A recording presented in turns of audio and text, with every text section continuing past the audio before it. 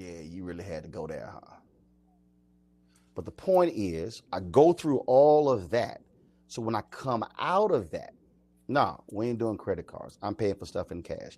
No, we're not doing that. House gets paid off. The house that I paid off that was going to get foreclosed on, my parents live in that home. My sister and her child live in that home. So the house that was going to get foreclosed on now houses 3 generations of my family.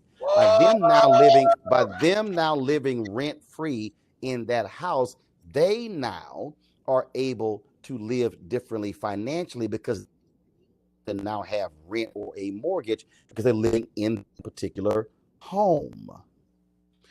So the point of economic freedom is my wife and I, we can make decisions where we want to, what we want to do, and we don't have debt as shackles preventing to make decisions. In TV ended in 2017. While Alfred Liggins is talking to me, explaining why he's canceling the show, I don't flinch.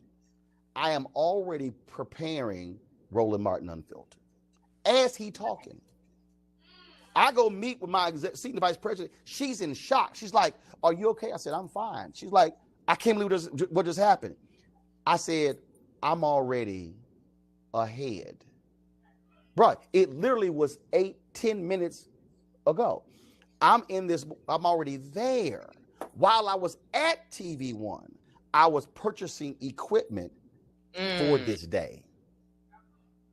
While I was there, I had spent $200,000 on television equipment while I was there because I was preparing for the day when it was going to end. And then they offered me a new deal, and I said, I'm not going to take it. My agent was like, Roland, look, take it. I said, no, I can't take it. I said, I'm not going to take it. It was like, dude, they got $300,000 on the table. I said, not going to take it. Here's why. Because it wasn't the money. It wasn't the money. I knew they didn't have anything for me to do. So I was going to take a check, but I was going to be frustrated because I had nothing to do. I said, there's election coming up. What happens when I want to do something? I could not do anything. What I'm trying to get people to understand is the economic freedom allowed me to walk away from that offer to be able to accept another offer down the road. That's freedom. That's deep. What you just said, I mean, it's about 15 different points I could have took about that thing. But the first thing that I heard you say was that most people have the ability to be free, but they choose to be in bondage. Oh, absolutely. We do. We do. At least economically, anyway, based on that. Oh, we do. And it's our decision making. You see, and again, I look, I love my mom and my dad. That my dad used to do something that used to drive me crazy. My dad would talk about if I was rich. Here's my whole deal. We not. So why are we talking about this here? No, seriously. Seriously. For me, I'm about to say something, and I know it's about to sound weird for everybody who's listening. You have to be content and ambitious. Okay, I know that. I know somebody's like, oxymoron. No.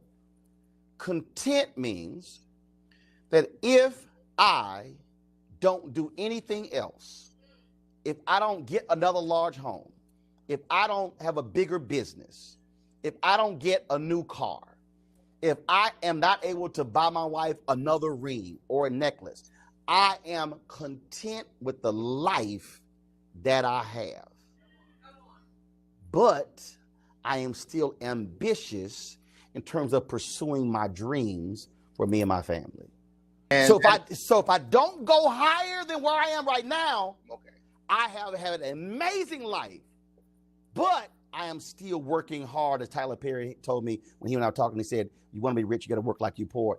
I'm still working hard. I'm still trying to build bigger. But if I don't get another contract, if my company stay right here, I am content and happy with what I have built. What did it take for you to get there, Roland? Because, I mean, what you just said, it almost sounded like an oxymoron, but the way you broke it down, it's a necessity. I've wanted more for his family. But for me, I was sitting here going, I hear you, but we have a lot more than other people have. So my whole deal is, so I am appreciative of what I got. Growing up, this actually happened. I was 16. My parents came, my brother's birthday, November 13th, born 67. I'm November 14th, born 68. We're 1 year, 1 day apart. My parents came home, birthday gifts. And it was like a pair of Jordache jeans, 2 polos, and a belt. Now, designer jeans, 2 polos, very expensive. Y'all, this really happened. I go to my parents' living room and I say, hey, their bedroom, I say, hey, I appreciate this, but I know how much these Jordache jeans cost. So y'all can take these Jordache jeans back and get me 3 Levi's, and you could take these 2 polo shirts back and just get me 5 polos with no polo logo for the same amount of money. Wait, how old were you? I was about 15 or 16. My parents looked at me like I was crazy, because here was a deal. I didn't care what nobody said or thought about me. Whistle, you ain't wearing Jordache jeans, you ain't wearing polos, because I don't care what you think. I didn't care about tennis shoes that were high priced. Oh man, you ain't the latest Converse? No, but guess what? They still tennis shoes. I can still run in them. My feet still fine. I don't give a damn what y'all think about designer stuff. I didn't care. I didn't care. Man, look, a car once a year. I don't care how I look on the outside. I'm driving it. Co-workers like, man, I can't have a dirty car. I said, dude, I don't care what anybody thinks about a car. I don't even see the dirt. I get in, drive to work, get out, go to work, get back in. It's nighttime. Hell, I don't see the dirt.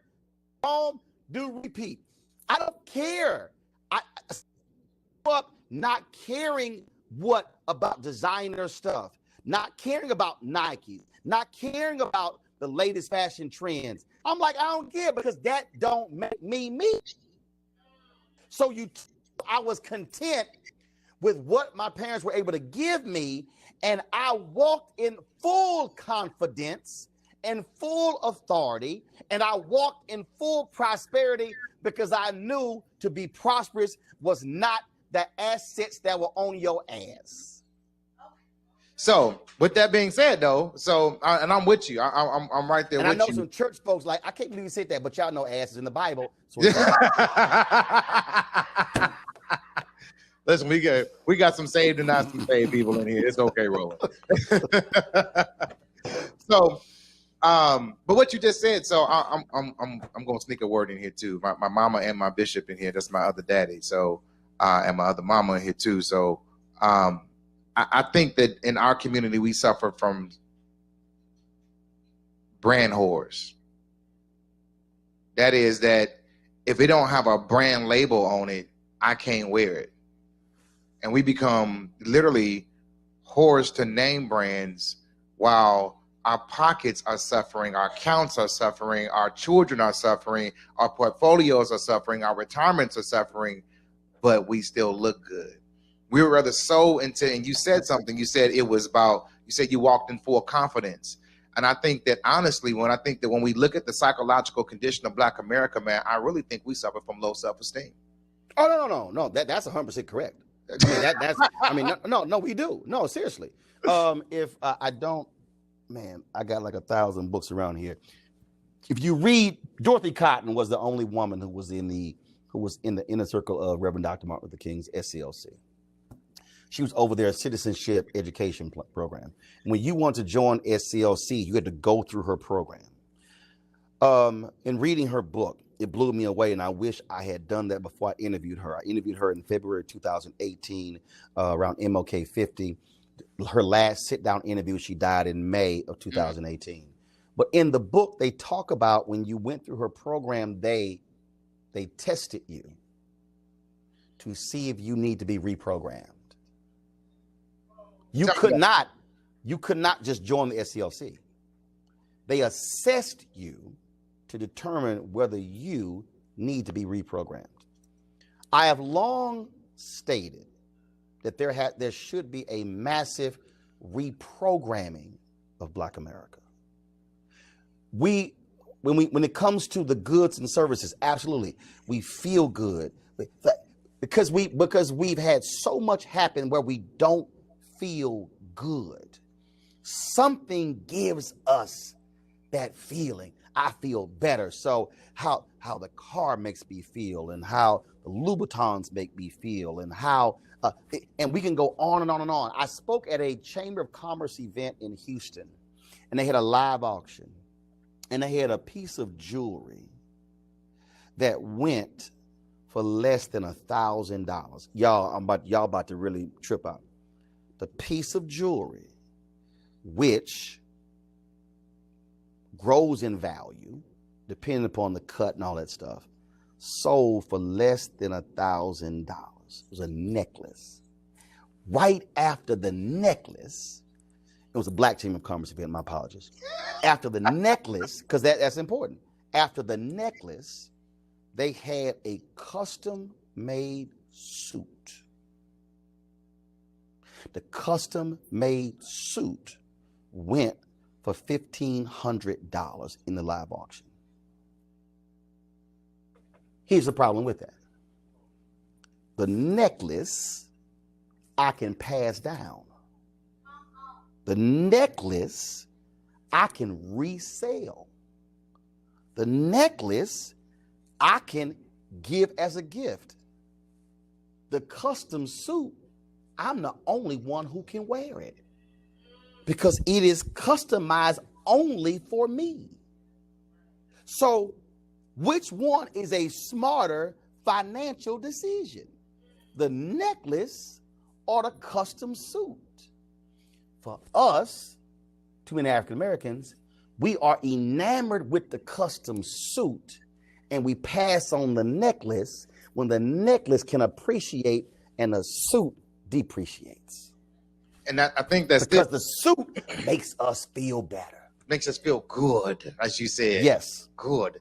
So what's with the reprogramming, right? So you talked about Dorothy Cotton. What was the techniques? What did she use? What was the psychological test that she, exemplified to identify whether you had to be socially or reprogrammed? And then how did they do it? Well, they first want to know whether or not you really believe in nonviolence. They want to know your understanding of social commitment and giving. And so then they would take you through classes. One of the most underappreciated aspects of the civil rights movement is the fact that there were classes. Reverend Dr. Jim Lawson, Nashville Movement. They spent 3 months discussing. You go to YouTube, you can see my interview with him. They spent 3 months talking about why they were meeting. Then they spent 3 months discussing what they wanted to do. There was training. You want to be a freedom rider, you had to go through freedom rider workshops, SCLC, training. There was constant training. That's what is greatly missing, is that we are in desperate need of training. We need to have financial literacy training. We got to have self-esteem training. We've got to have entrepreneurship training. These things don't just happen. There must be the training. We must take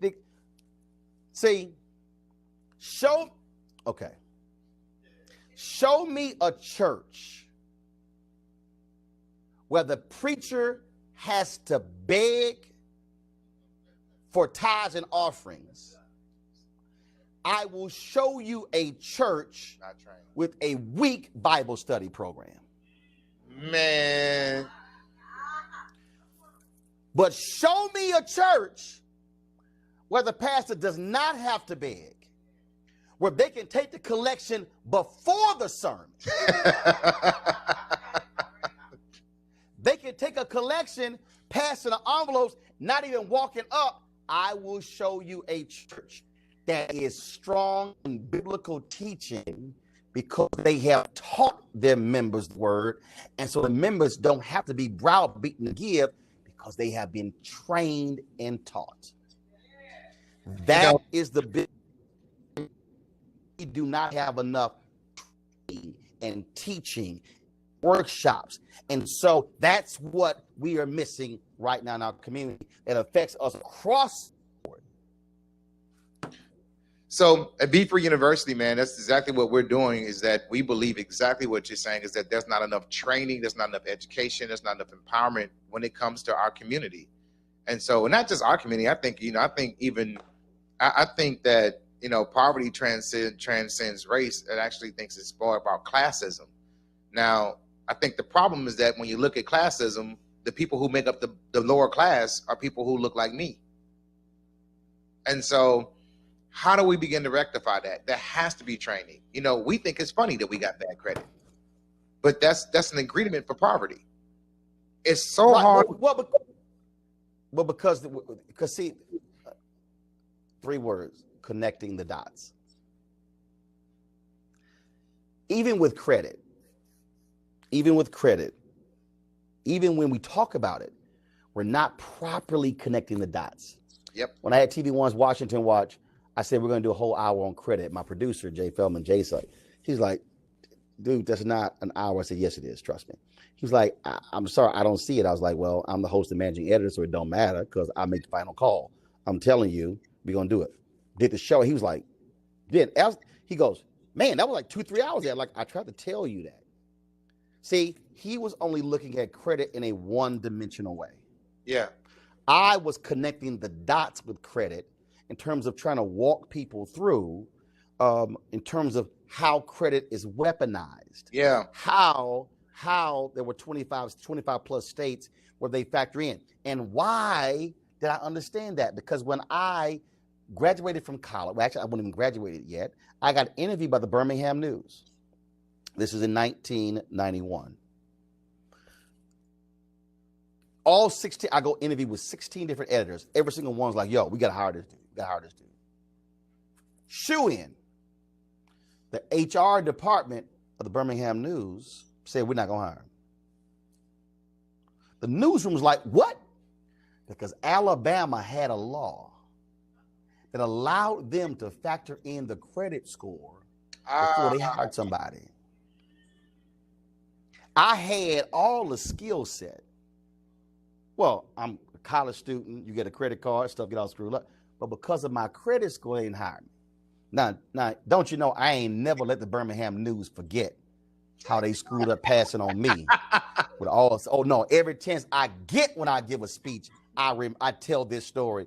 I've had people from Birmingham News like, oh man, he gonna tell that story again. I'm like, absolutely, because y'all screwed up.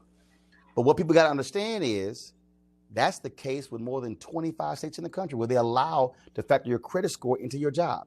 There are members of the military who cannot get a higher security clearance. That's right. Because of their credit score. That's right.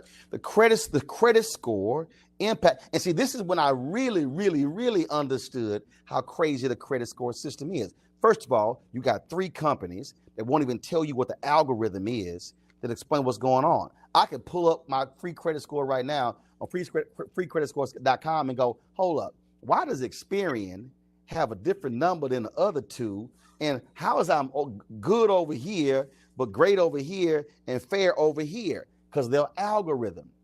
When I filed for bankruptcy, this when it really hit me. So I forgot how much I owed on my vehicle. I think I owed something like $15,000. I go through the bankruptcy. Guess what? In the bankruptcy, they don't put in what you owe on the car.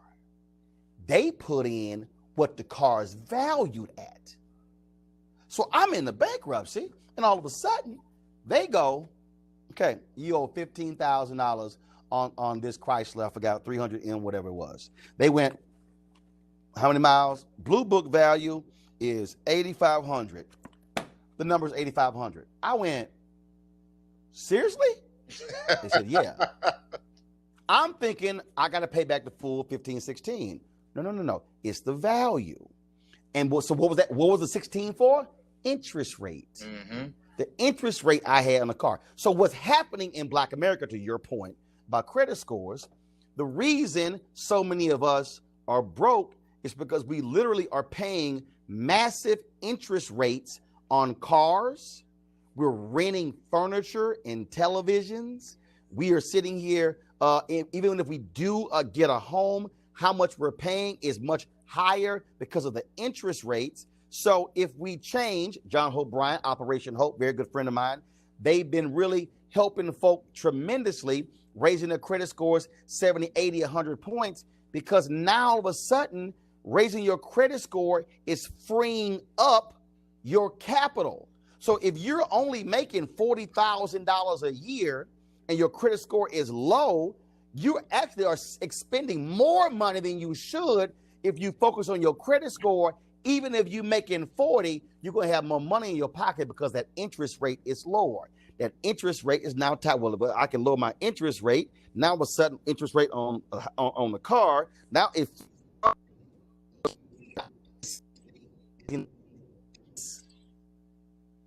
we got to connect the dots for people to go, oh, hold up. So that impacts this, which impacts this, which impacts this. Yes, that one thing has a down effect on other pieces.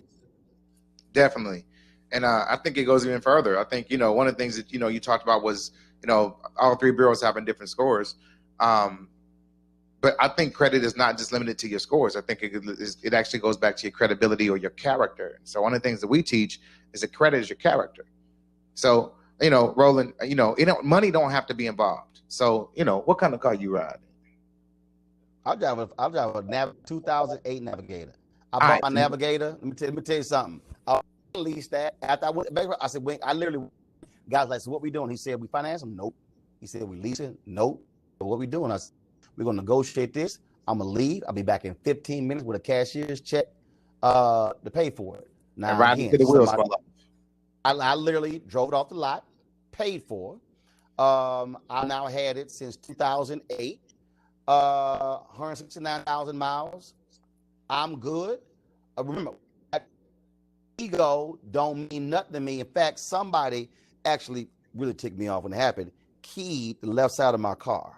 Okay, both doors. I was not happy.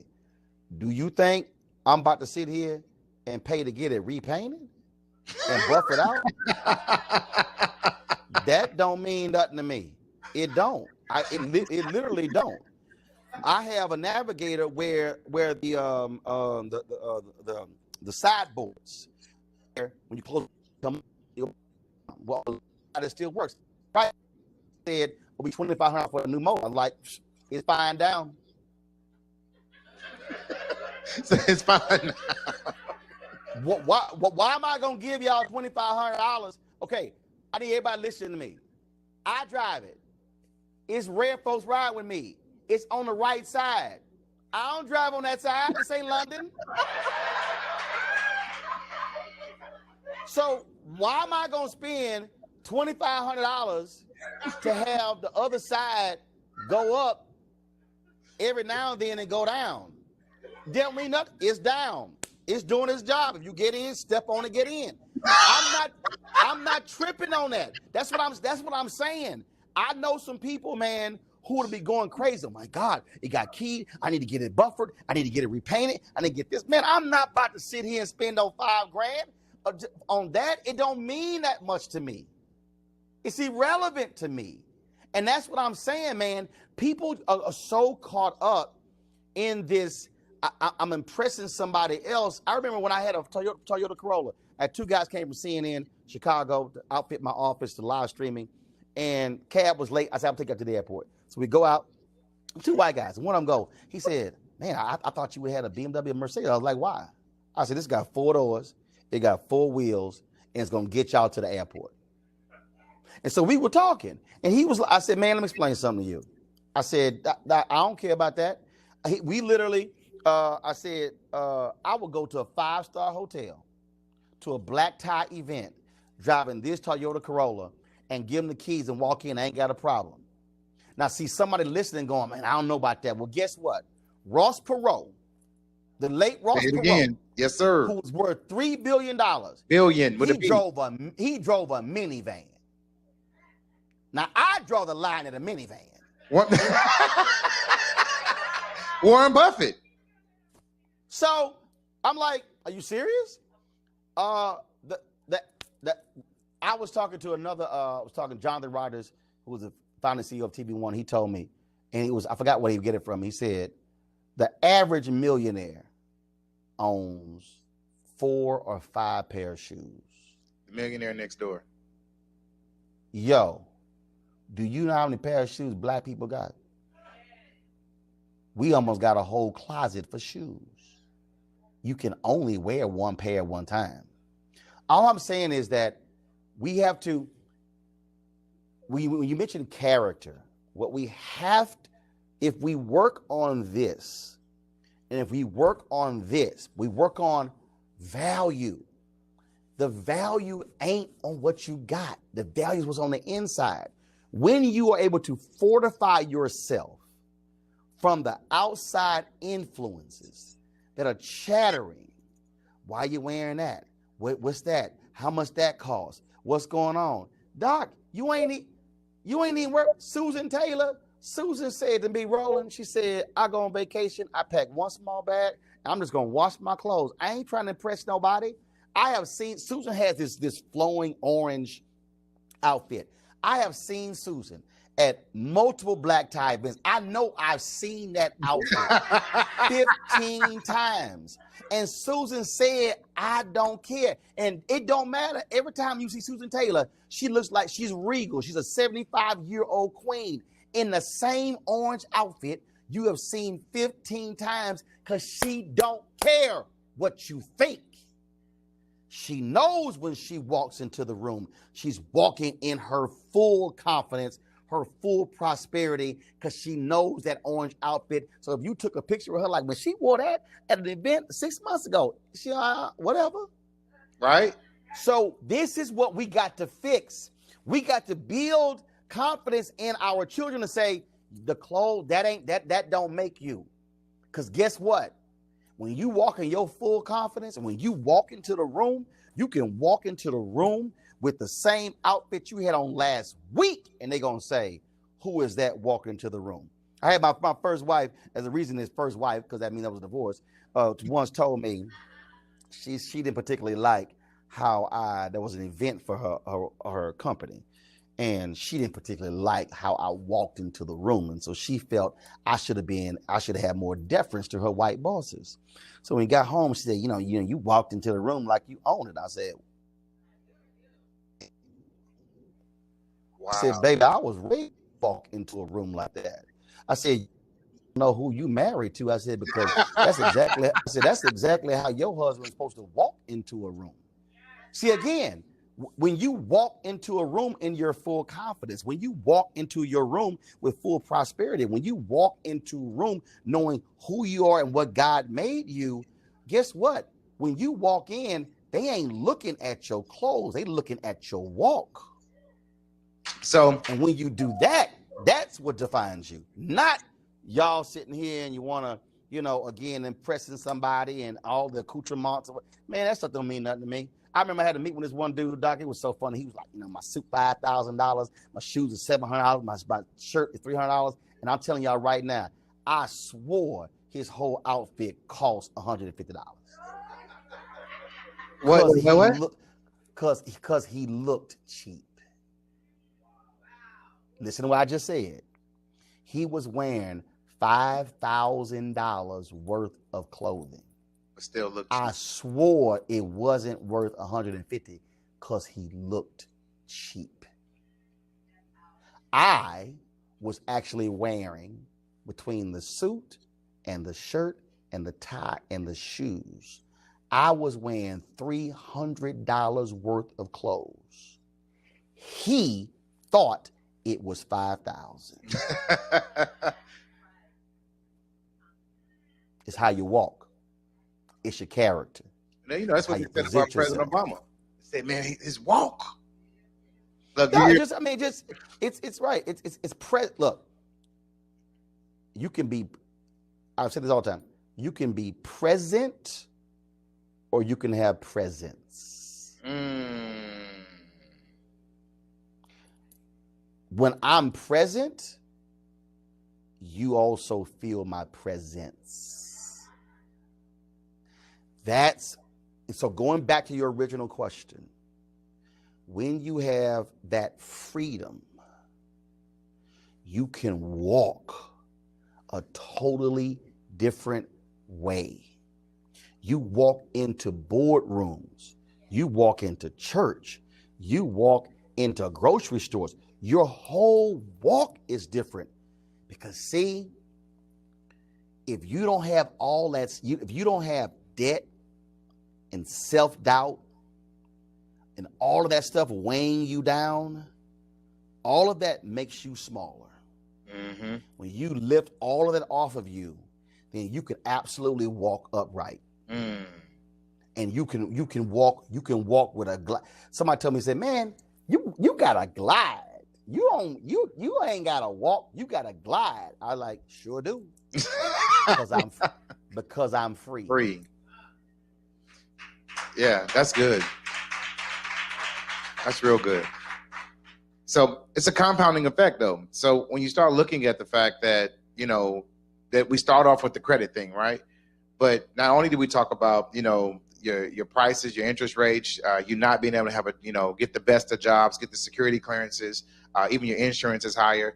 But then you got to go into the fact that now it also stops you from building wealth, because now Yes. I can't buy the rental property. I can't get the business loan to start the business. I can't buy inventory. I can't do the things that I know I want to do, I'm called to do, I wish I could do, because I didn't take care of the thing that I should have managed better, which is my credit. And so now not only is it costing me more, but it's financially, but it's also costing me also when it comes to my dreams. It's costing me to come to my purpose that ultimately relates right back around to your finances. So it becomes a perpetuating cycle. How do we get out of the rat race? Well, it starts with, like you said, number one, you got to have the mindset to know that you're in a rat race and the mindset to want to get out. And then number two, have the training programs in the community that can take it to the next step. And that's what we're doing here at Beaver University, man. I'm so excited about it. I'm excited. And I want people listening to understand how basic this is. I don't, and again, I take it back to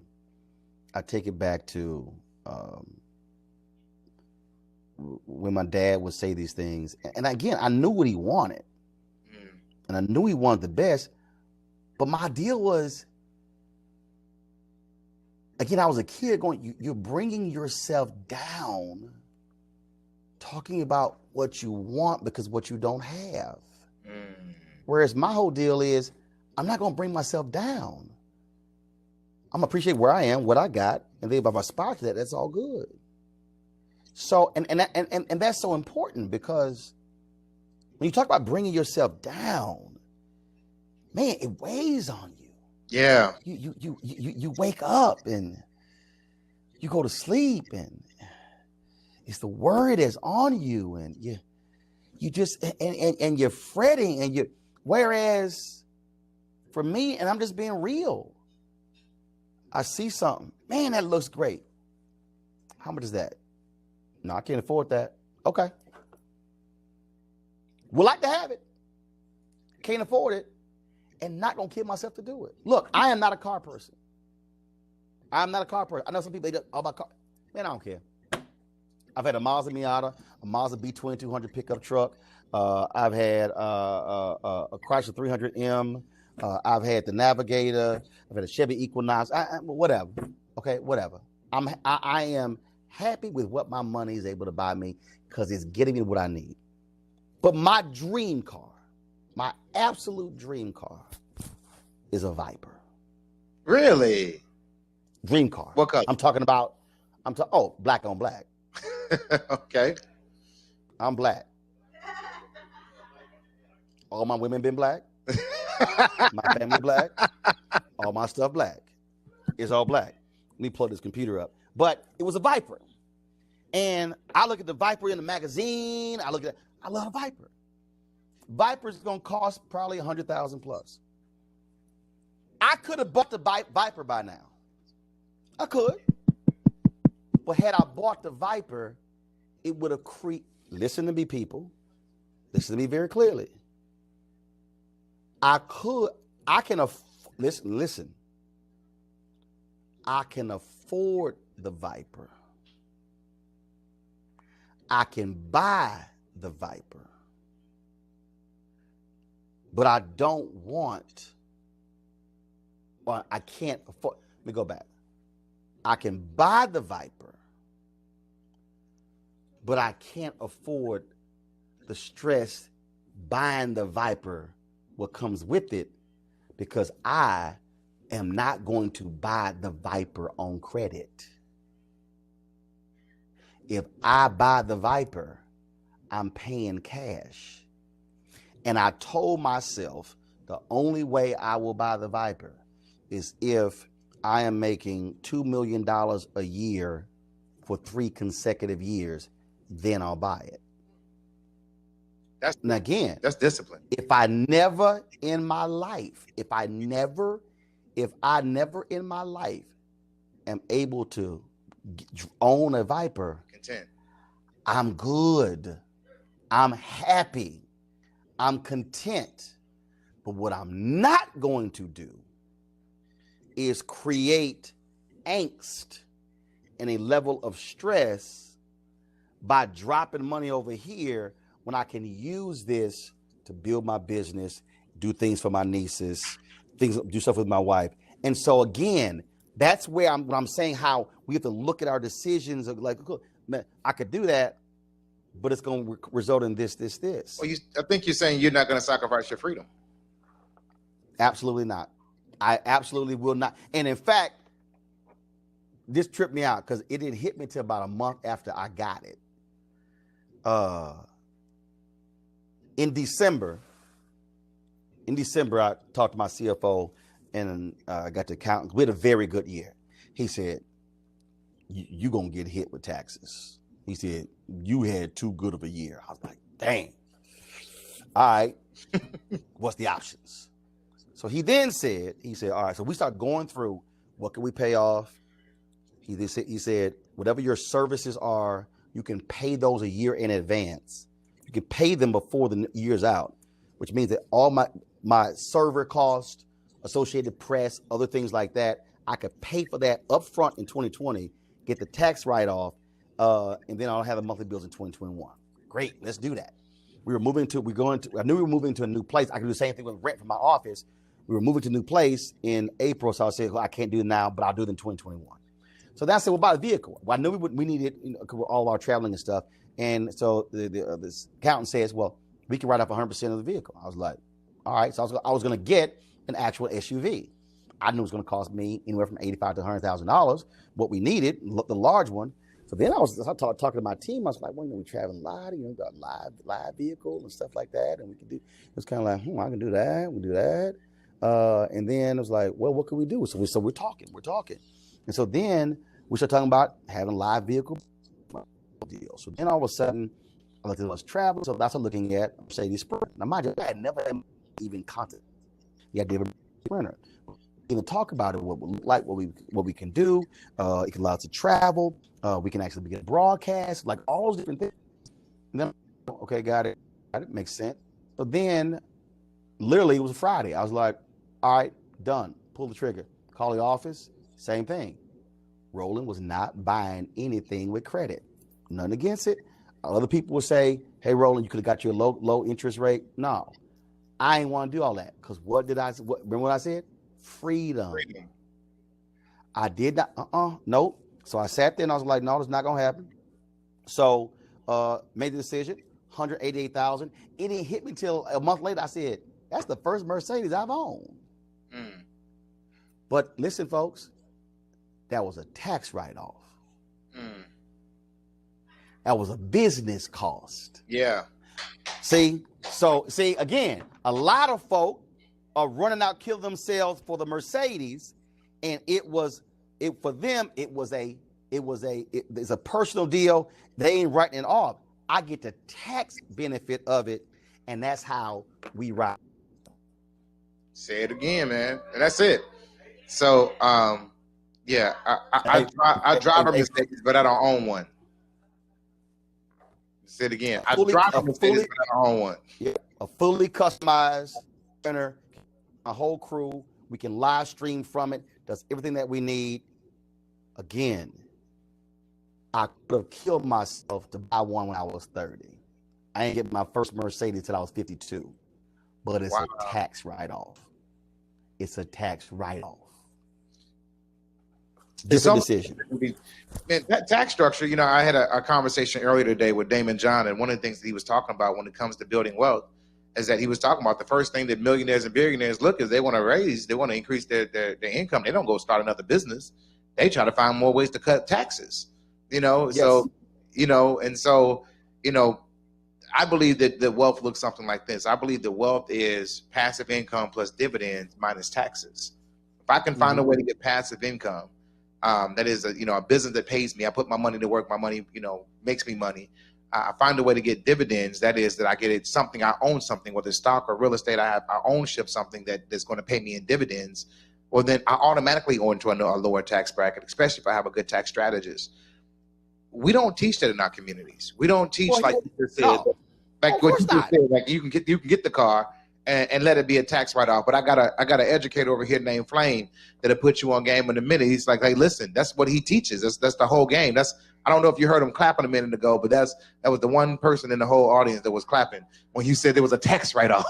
Yeah, I mean, because see, here's what. Okay, so people understand. I'll have people who say stuff, man, that's what stuff white folks do. Well, hell, everything in America is created by white people. But everything in America is created by white people. Everything. White people create the tax structure. Why am I going to sit here? I'm like, no, let me figure out. Y'all been using it. I'm going to figure out how to use it too. That's it, Roland. Like we want to go around the system. Listen, man, the system was made to prosper. If we learn the games, we can play it too. Look, I'm not into real estate, but the reason all that crap Donald Trump did, because the tax structure benefits real estate more than any other industry, any other. Why I buy it. I had somebody I had to tell somebody this, and they didn't get it. They really didn't get it. But I had to really unpack it for them. I said, do y'all understand? The person's like, man, I'm not gonna sit there, man, and pay this dude to do my taxes. I said, fool, you gonna sit there and try to labor, trying to figure all that out? I said, don't you know when you pay somebody to do your taxes, it's a tax write-off? Not than that, you're high. Well, I said, you're a highly professional. Exactly. I said, this ain't what I do. This ain't what I do. I don't want to throw no names out there, but there are some places that you should. The ones in the corner, they got the little statues and they waving other things. The ones that got the ones with the signs, and they spin them around. No, go get you a strategist. Go get you somebody that's what they do. They know the tax code. Not they putting it in a computer and they just gonna punch a couple buttons and they're gonna spit it out. No, somebody's gonna sit down with you, ask you questions, structure your companies, structure your entities, and then tell you, hey, you can send your kid to college, it's gonna be a tax write-off. Hey, you can actually go over here and put this scholarship in, it's gonna be a tax write-off. Hey, did you know you can hire your children, it can be a tax write-off. Hey, did you not know that you can give your kids a car and they can drive it? You put the a wrap on the car. Now they're driving the marketing for so many different strategies that we can use that are right in front of us that we don't use. My 24-year-old niece works for me. You ain't gonna be sitting there asking me for no money. You're gonna do some work. But it's a trainer. It's business. But again, though, but again, what happens is, it's fear. See, we operate. I remember I spoke to the Bryan, Texas Housing Department. Where's I'll never that? forget. Bryan, Texas. Okay. But it's Bryan College Station, about 90 minutes from Houston. I went to Texas A&M. That's what Bryan College Station is. Okay. So here's what was interesting. So I'm presenting this whole deal, and we were talking about saving, investing, how we look at money, and what we spend on. And his sister, she said, sir, I don't know what you're talking about. I ain't got no money. I said, yes, you do. She said, look, I ain't got no money. She says, I'm broke. I said, no, that ain't true. She says, you talking about saving $1 a week. I ain't got that. I said, I got a question for you. That soda water in your hand, some people call it pop. How much that costs? She says, what do you mean? I said, the bottle of soda in your hand. How much did that cost? She said, $1.79. I said, did you have to drink soda? Could you have saved your $1.79 and drank water? She was like, What do you mean? I said, you told me you have no money, but you spent $1.79 on that bottle of Dr. Pepper, whatever it was. I said, your savings could have started with that $1.79. Yes, sir. Yes, sir. I said, I need you to change this. I need you to start looking at around you what you spend money on. I said, I need you to, again, going back to the Jordache jeans, the polo shirts, the designer stuff. What are you spending money on? Where is your money going? How important is that? I'm not saying just deprive yourself, but the reality is you didn't have to drink that bottle. I was just trying to break this thing down as small as possible. And it hit her that she realized, man, I spent money on that. Now it's, oh, I spent money on these chips. I spent money on these cookies. I spent money on this.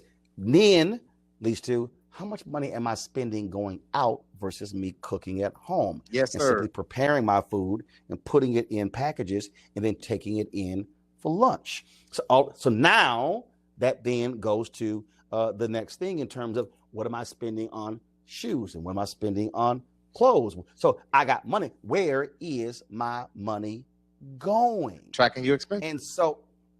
And that's the piece where we begin. But again, we have to, put that thing in my head. My wife and I raised 6 of my nieces at different times. We had 6 of them all at one time. And I remember after church, I normally, this is pre-COVID, I'm gone every weekend. I am never at home. I might be at home 5 weekends out of the country. Wow. This particular weekend, I'm home. She was traveling, and I'm giving speeches and I'm covering stuff. So she was speaking somewhere that weekend. I had the girl, 6 nieces, and we navigated. Church over. Uncle Roro, where we going to eat? I said, we ain't going to eat nowhere. They're like, well, normally after church, Aunt Jackie take us out. I said, well, I ain't Aunt Jackie. We going home. It's 6 of y'all. I first started cooking when I was 7. I said, so y'all gonna figure out how to cook? I said, let me break this thing down for y'all. I said, it's 6 of y'all. It's me. That makes 7. I said, if we go out, the average cost of the meal between the appetizers and the entree and the drink is going to be $20 each. I said, 20 times 7 is $140. I said, you put in the 18-cent tip. I said, 18% tip. I said, I'm about to sit here and spend $150 on y'all going out to eat. I said, that's every month, Sunday. I said, that's $600 a month, $7,200 a year. Yeah. I said, now, y'all got, y'all got 3 tutors. Do you know how much your tutors cost? I said, this is how much your tutors cost. I said, each one of y'all have an Apple laptop computer. That laptop was $2,000 each. Times 6, I said, it's $12,000. I said, so the cost of going out to eat is the cost of 3 of y'all having a new laptop computer. I said, now we can go to the store and we can spend $40 to $60 on food that can actually last for the next 3 Sundays. I said, so if I spend $60, let's say I spend $75 on food that y'all can eat in a meal for the next 3 Sundays, but y'all want to go out where I'm going to spend $450 on 3 Sundays. I said, I want you to do the math. Which one makes sense? And we're driving. Then they start thinking. Now, mind you, I'm throwing numbers out, but I'm making them also add. Because I needed them to take ownership of the money. So when I said, so if we spend $80 on food to cook, and it's going to cost $450 taking y'all out, I then said, so when y'all want to go out bowling or whatever, where that money going to come from? Now I got them thinking. I said, so the money to go for y'all to go out for the amusement park is going to come from the money we save, not going out to eat. You can't do both.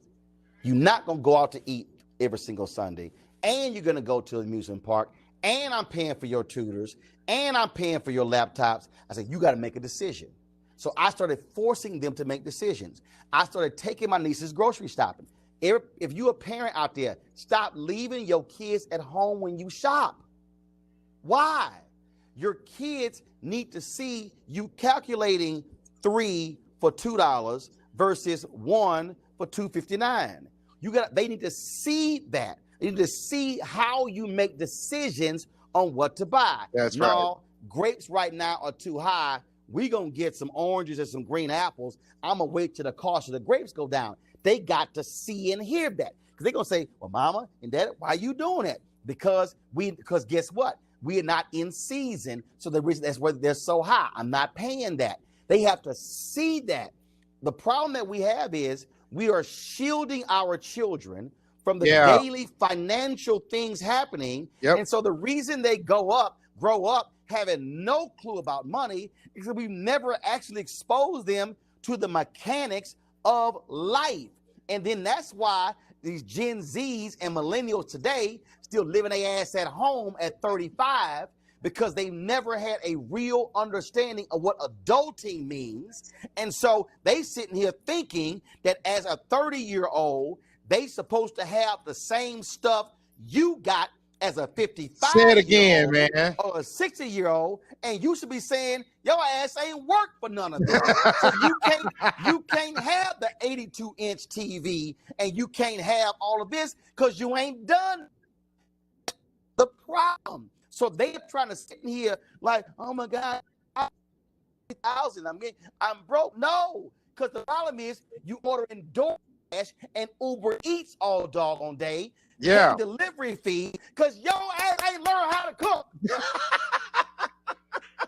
So if you taught your kids how to cook after church on Sundays when they are 10 and 11 and 12, they not going to grow up eating out all day, ordering Uber Eats and DoorDash. They going to understand, if I prepare my meals, I'm going to have more money to spend because I'm not spending my money eating out all the time.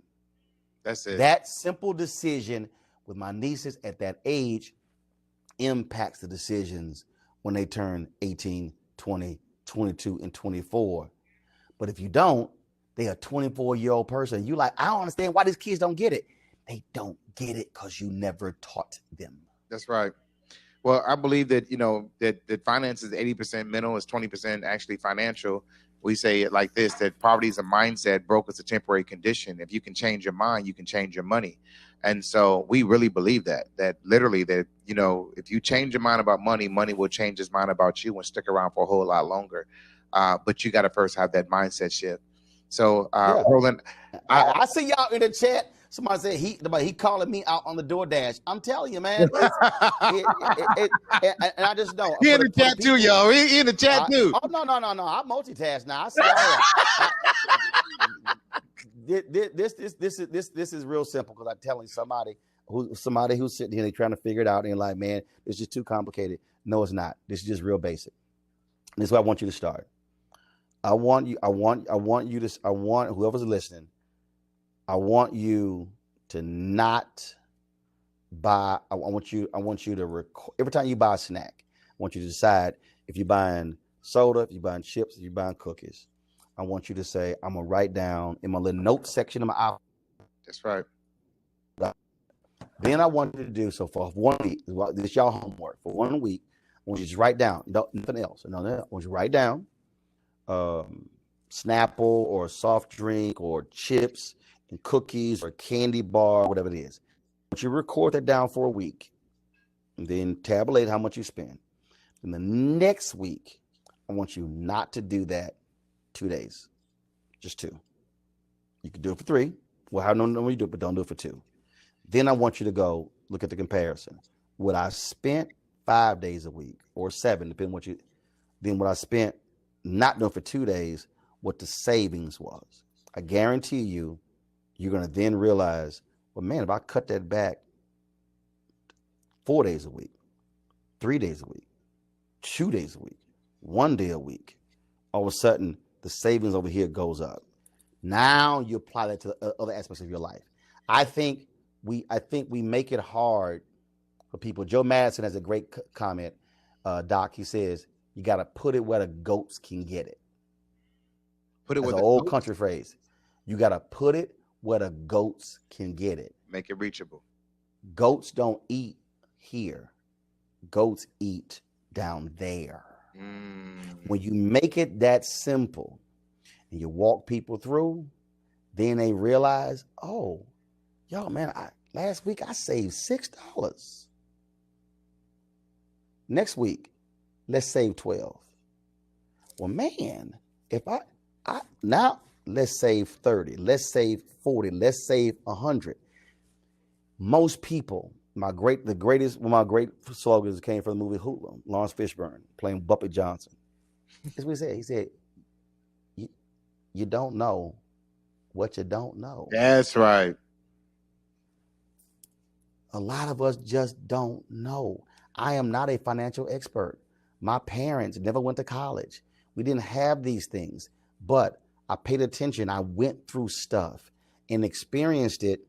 But then what I did was, after I experienced it and I shifted, I then forced the shift on my family. I went to my family and I said, mind you, I got one brother, 3 sisters. So between them, my parents are still living. We got 20 people. I said, listen, we ain't doing this family crap, this family Christmas crap. I said, we gonna come together as a family and enjoy each other's company. Yeah.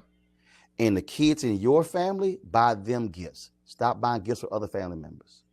That was one. When my parents moved into my house, they wanted to convert one of the bathrooms to a stand-up. At first, I was like, man, y'all live in there. I said, fine. But then I called them and said, no, you're doing that. I was like, what? I said, no, you're doing that. I said, I just paid off 2/3 of y'all debt. I said, y'all moved from Houston to Dallas. I paid off 2/3 of your debt. I paid your car off. I said, this is the closest that you've been to debt-free in your life.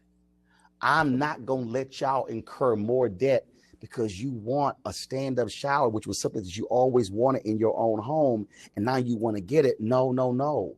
Moving you here allowed you to live at a lower cost of living because you don't have to pay a mortgage or rent.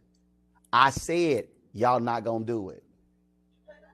As the child, I'm telling my parents that because listen to y'all, because I needed my parents who retired early to know what it's like to live freely and not under the oppressive debt that they lived through my entire life.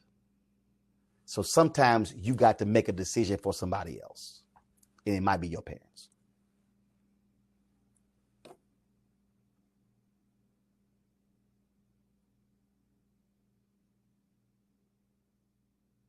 Did I lose y'all?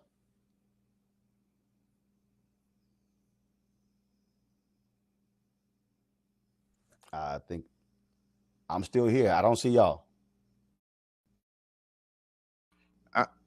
There you go. Can you hear me? Now I see you. Can you hear me? Listen, y'all hire my company to handle your video stuff next time. Well, I tell you what. I'm gonna tell you. I want to do this again. I want to do this every quarter. The next time we do it, I want you to MC it for me. That's fine, but we can handle your back end. Trust me. Well, we don't want to put nobody out of no position. Now they're black. That's fine. We'll teach them. Don't worry about it. Come on, I'm like, hey, now that's what I'm talking about. That's what I'm talking about. Come in, teach them. And so we can keep a black company still in business, and we can still, have you come out. And I want to have you come EC this thing, and we want to take this we want to do this every quarter, and every quarter I want this to get better and better and better. And man, who else can MC something like this other than you, bro? You game? That's fine. Let's roll. Let's roll with it, man. Listen, we got to get out of here. They about to kick us out. So we got to go, man. But I thank you so much for your time. Thanks for often taking my invitation. I'm going to tell you now that you got the baddest team in the industry. I'll let you. We called you on Friday, and had you booked by Monday, and everything else went, man. It's been crystal clear and clear. Thank you for operating Cool. excellence in our I community. appreciate it. I appreciate it. Thank you so very much. Yeah, Y'all enjoy. Thank you so much. All right, I'm trying to help my parents get out of the room. All right, Be Free University, BFU. All right, you guys are still live and kicking. We're going to take it over to the hotel now. We're going back. We're going back to the Silversmith Hotel, so we want to see everybody there. Listen, tomorrow morning we're starting early, so if you've been up all night and all day like George and I, you probably want to go to sleep. But we got some recording to do, so we won't be going to bed. So we will be starting at 10 a.m. in the morning. So you know when you get on the elevator and you see that M, press the M.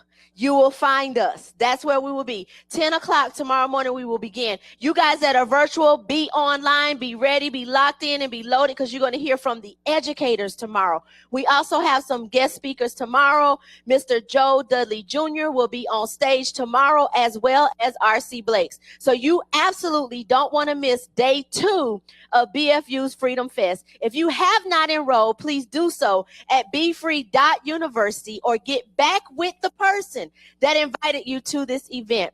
The swag store is open. Purchase right now, swag.befree.university. And guys, we'll see you in the morning at 10 a.m. God bless and good night.